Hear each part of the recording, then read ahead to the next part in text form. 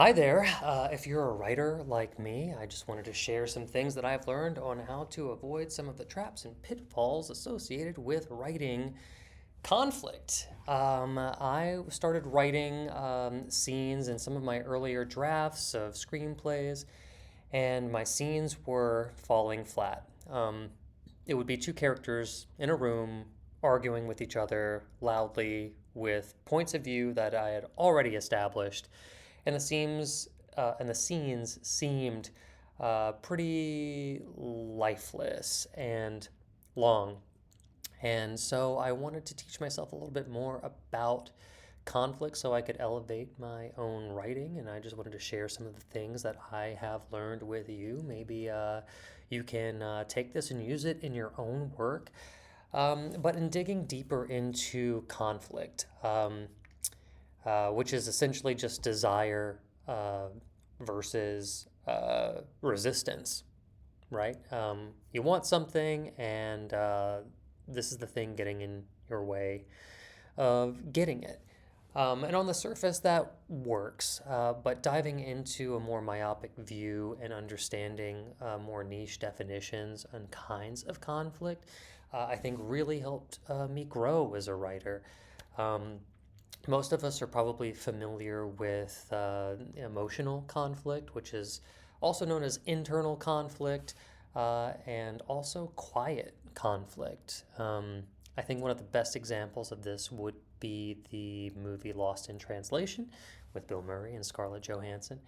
And in that movie, in the last scene of that movie, which is arguably the most famous scene of the movie, Bill Murray um, leans over and whispers something into Scarlett Johansson's ear, right? And that scene is rife with conflict, but it's not loud, it's not explosive, it's not the big argumentative Act Three debate that boils over to where the characters can't contain themselves. Really, all of that conflict is in the subtext. And there's also a conflict between the story itself, which has distanced itself from the audience. So, also, as an audience member, we have conflict not knowing what they said. We understand that due to the themes of the movie that they're probably verbalizing unspoken desires, even though we don't know what they're saying. It allows us to have an inner conflict that allows us to project ourselves as avatars into the movie. What would we have said if we were the character of Bill Murray? Would we have expressed longing? Would we have said a final goodbye? Would we have made a promise that they couldn't keep? Um, Also, I think another great example of this quiet emotional conflict that's a little bit more recent in an award-winning movie, Manchester by the Sea, where Casey Affleck's character, after the death of his brother, um, is tasked with guardianship over his nephew. And we as the audience think, oh, wow, well, he's going to step into that role, right? We're expecting him to. That's what um, a normal story would be. It's what a normal human would most likely do.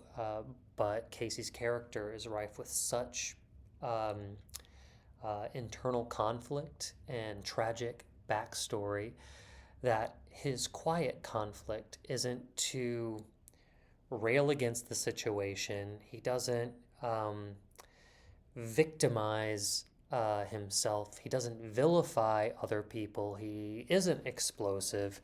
Uh, his internal conflict is to resist. It's literally to not take action, to not participate. And I think that's such a beautiful way to understand that conflict doesn't have to be um, um, physical action or voluminous verbal argumentative debate, right? Another kind of conflict is micro conflict. And those are the conflicts that happen within scenes. as opposed to your overall conflict, which happens over the course of an entire movie. Uh, I think of The Office. Uh, in a scene where Jim and Michael are going back and forth, a micro conflict could be, well, who gets the last word, right? Low stakes, but still conflict, and that conflict helps inform the character, and also, if done well, should keep pushing the story forward. Um, I also think of Office Space. I think of Milton, where it's really Milton versus the company, but Milton's conflict is a micro conflict. Will he get his stapler back? And as absurd as it is, also, every time we see Milton on screen, uh, we understand that there's conflict there because we know what he wants. And even though the conflict is small, will he get his stapler back? It really ties into the larger theme of laborers versus corporation. Um, and I always think of I always think of that as like a really fun like little example. Also, you have your macro conflict, your overall want for your character over the course of the movie, the story, the short story, the TV series, whatever you may be writing. What does your character want? And then all of your micro conflicts are in the scenes leading up to that. Uh, they should always be in service to the overall conflict, but all of the micro conflicts can be different as long as they're serving the totality of the arc of your story. So if you're going to write scenes that are like the loud argumentative debate, that are physical confrontation, just know that they have to be layered. If they're not layered with a combination of micro conflict, internal conflict, emotional conflict, uh, then they're going to end up feeling a lot like exposition, that they're going to kind of um, fall flat if you don't layer them.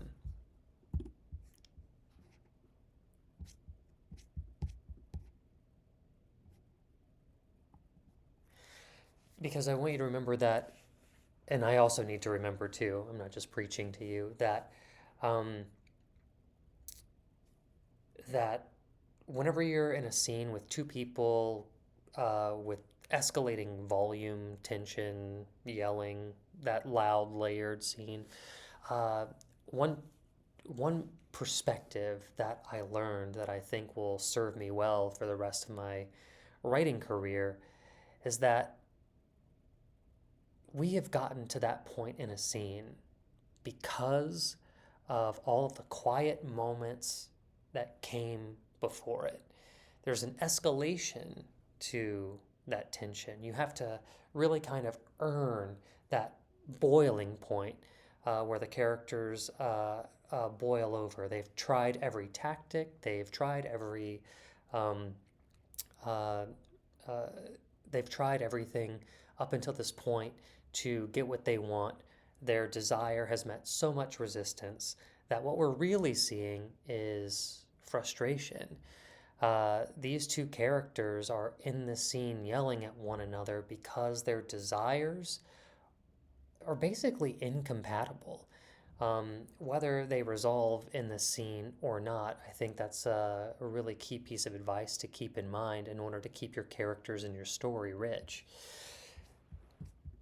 So now, whenever I write a scene, or even if I'm writing an outline for a big macro overall view of my story, I'm always asking myself, what does my character want and what's getting in their way? Is it someone else? Is it situational?